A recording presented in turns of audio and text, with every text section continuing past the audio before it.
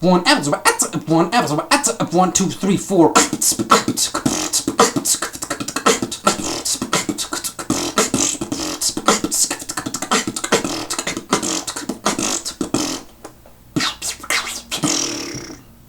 Welcome to another episode of Sonik Beatbox Tutorials. I'm Sonik Beatbox, and today we're going to learn the top 5 most common mistakes of beginning beatboxers. So number 1, I have to start off with this because everybody does it, is try not to spit on people. I know your lips are moving around and you're not trying to, and you might not realize how much comes out of your face until someone breaks out an umbrella, but try not to do it. Just cover your mouth until you get that under control. With enough practice, you can stop doing that and stop annoying people. Okay, now number 2. When you're learning new sounds and you're trying to make them louder or crisper, adding air after the sound doesn't help. So most typically, when people start to learn how to do a kick drum sound, what they try to do is fill their cheeks up with air and try to go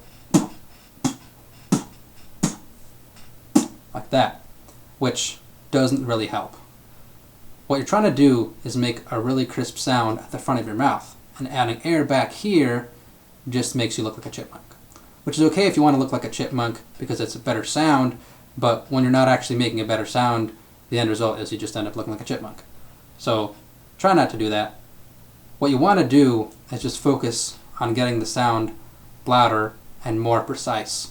So you're just trying to increase the pressure between your lips when you're doing a kick drum sound.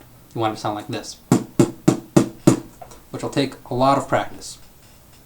And when you're doing other sounds as well, people do this all the time. So when you're doing a beat and you're adding air at the end of every sound, you're just going to run out of breath, no matter what you do. If you go,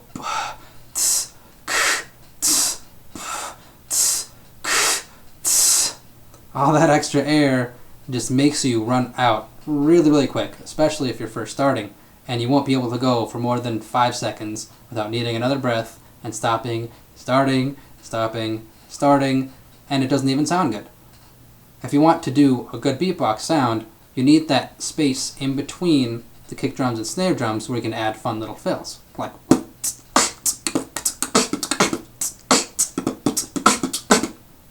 those fun beats are only possible if there's the space in between each of those sounds. So don't add air to the end of your sounds thinking it makes them sound louder. Just focus on getting them shorter and more powerful, and just practice. It'll come with time. Okay, so number 3 is really important. If you're doing something and it hurts, it means you're doing it wrong. This is something they teach you in singing, and it's the same with beatboxing. If you're doing something and you can feel some serious strain, then you shouldn't be doing it. You need to find a new way to do it that doesn't hurt your throat. There is one exception, and that's when you're learning how to do throat bass. It's almost impossible to do it correctly because you're creating a really low, deep sound that distorts your throat.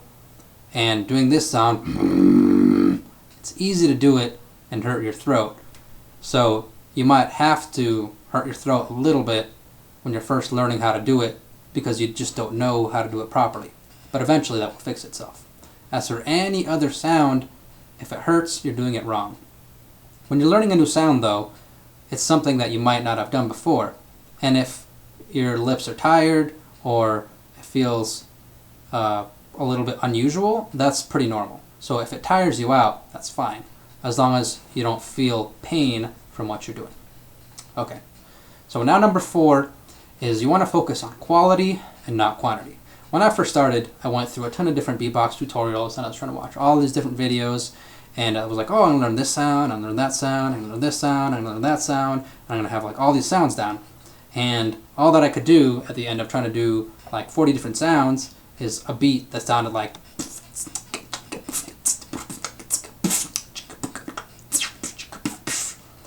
which is nowhere near as impressive as if I would have taken all that time and put it into 3 or 4 sounds or 5 or 6 really simple sounds.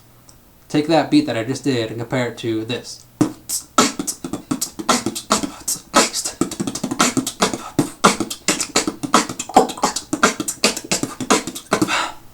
Infinitely more impressive and infinitely sounding better than the previous beat. That was just 3 sounds that sounded really good. So focus on getting a few sounds down really good and then move on to harder sounds. If it's too difficult, maybe start with something easier. Start with the kick drum and a hi-hat and a couple different snares, and maybe even the chewy scratches or learn how to hum and beatbox. Those things are all pretty simple to start off with. So start off with those and work your way up once you've got your sounds that sound pretty decent. Okay. Now number 5, this is extremely important, is learn tempo control. When you're learning to beatbox and you first start off, you want to just try to do a bunch of different sounds and freestyle and add a bunch of cool things together and try to do stuff that's really fast. And that's good when you've practiced it and it sounds calculated and there's tempo behind it. When I'm beatboxing, you have to hear that underlying subdivision of the beat. So if I'm snapping my fingers, you're hearing this.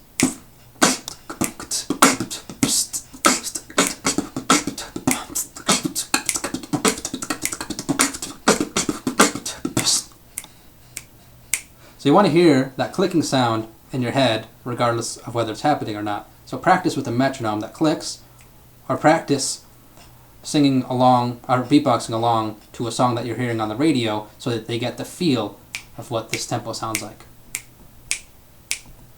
And you get the feel of what a faster tempo sounds like. So if you have to go, you hear that beat always underlying in your head. If you don't follow a precise tempo, everything starts sounding kind of random. So you could take a beat that gets really fast and just start slowing down and speeding up on random parts, and it'll just fall apart and it's not going to sound good. For example, I'm going to take a beat and I'll show you what it sounds like when I just start speeding up and slowing down.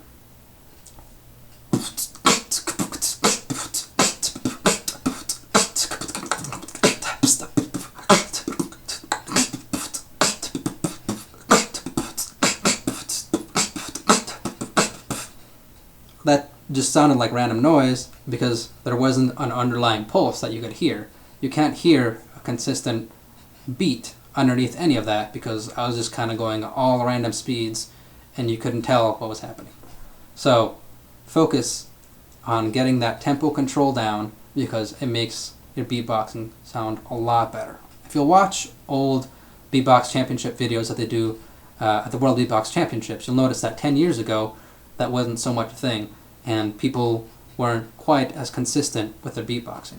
But ultimately, the style of beatboxing, what you're trying to do is emulate a machine, a beatbox that is patterned and has a very consistent beat, as if it's programmed into a computer. And the cool thing is you're a human being and you're making the sound of a machine.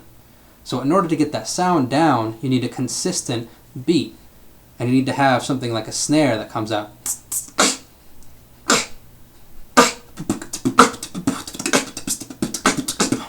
As long as there's something that they can predict and they can hear an underlying beat, that makes your beatboxing sound 100 times better. So practice with a metronome as much as you possibly can. So if this video has helped you at all, please click that big thumbs up button down there so that YouTube knows you like it, and I'll tell you more of my videos that keep coming up in the future. Subscribe so they show up in your news feed, and tell your friends about it as much as you can. If you have any requests, put them in the comments below. Feel free to reach me. If you want personal one-on-one lessons and you live in the Salt Lake area, you can email me at sonicbeatbox@gmail.com. You can reach me there, or I can also do lessons over Skype. So feel free to hit me up. If you have any questions, comments, or concerns, please drop me an email or a comment, and I'll see you next time on Sonik Beatbox Tutorials.